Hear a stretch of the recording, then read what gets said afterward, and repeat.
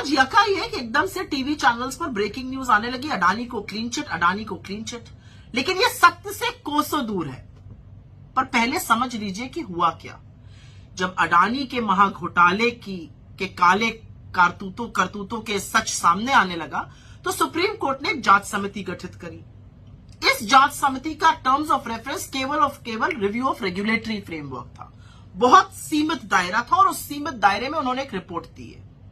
लेकिन यह रिपोर्ट बहुत कुछ कहती है और वो अधिकांश चरण चुंबक मीडिया, गोदी कमांडो वॉरियर एंकर, भाजपा के प्रवक्ता जो अडानी के प्रवक्ता ज्यादा लगते हैं, वो आपको नहीं बताएंगे। तो पहले जो 3 बड़ी बातें इस रिपोर्ट में कही गई हैं वो जरूर समझ लीजिए। इस रिपोर्ट में यह जरूर कहा गया है कि कौन एफपीआईज में पैसा डाल रहा है जो फाइनल अडानी ग्रुप में आ रहा है, फॉरेन पोर्टफोलियो इन्वेस्टर्स को पैसे का स्रोत कहां से आ रहा है, उसका कोई हम निष्कर्ष पर नहीं पहुंच सके हैं। तो हमारा जो लगातार सवाल है 20,000 करोड़ किसके हैं, यह रिपोर्ट भी चीख चीख कर वही पूछ रही है। दूसरा अहम बात, और यह बात सुनिएगा ध्यान से, दूसरी अहम बात यह कही जा रही है कि जो 13 फॉरेन फंड कंपनीज हैं जिनका अडानी समूह से लेन देन है, इन कंपनीज के जो ये संशय है कि जो पब्लिक स्टेक होल्डर्स हैं वो असल में अडानी के परिवार के ही लोग हैं। सब मिला जुला घोलमाल चल रहा है और यही वेब ऑफ शेल कंपनीज, जो शेल कंपनीज के माध्यम से पैसे का ट्रांजैक्शन हो रहा था, ये वो वाली बात। दूसरा सवाल।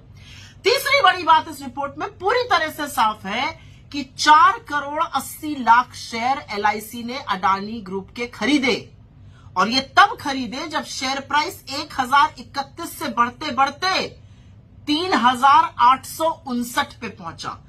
शेयर प्राइस बढ़ता जा रहा था और एलआईसी लगातार अडानी के शेयर खरीदता जा रहा था और इस खरीदने के लिए एनटीपीसी और पावर ग्रिड को बेचा जा रहा था।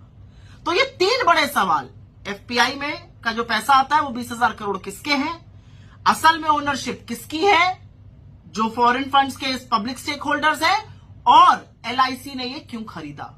इसीलिए हम कह रहे थे कि इस कमेटी का दायरा सीमित है, इसका व्यापक जांच सिर्फ और सिर्फ एक जेपीसी कर सकती है, जिसका गठन मोदी सरकार ने नहीं किया।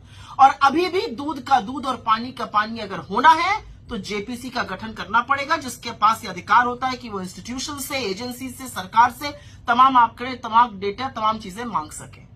लेकिन नहीं किया जा रहा है। वो अपने आप में प्रमाण है कि इस महाघोटाले को बचाया जा रहा है। लेकिन सवाल तो फिर भी पूछे जाएंगे, 20,000 करोड़ किसके हैं। अब तो सुप्रीम कोर्ट की जांच समिति भी इस बात को पूरी तरह से बयां कर रही है।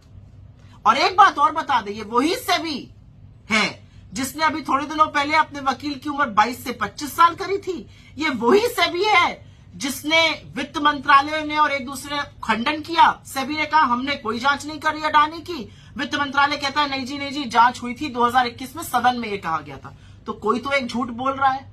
वो झूठ कौन बोल रहा है, ये देश को जानने की जरूरत है, क्योंकि झूठ बोलकर बचाया तो मोदी जी के परम मित्र अडानी जी को जाया जा रहा है।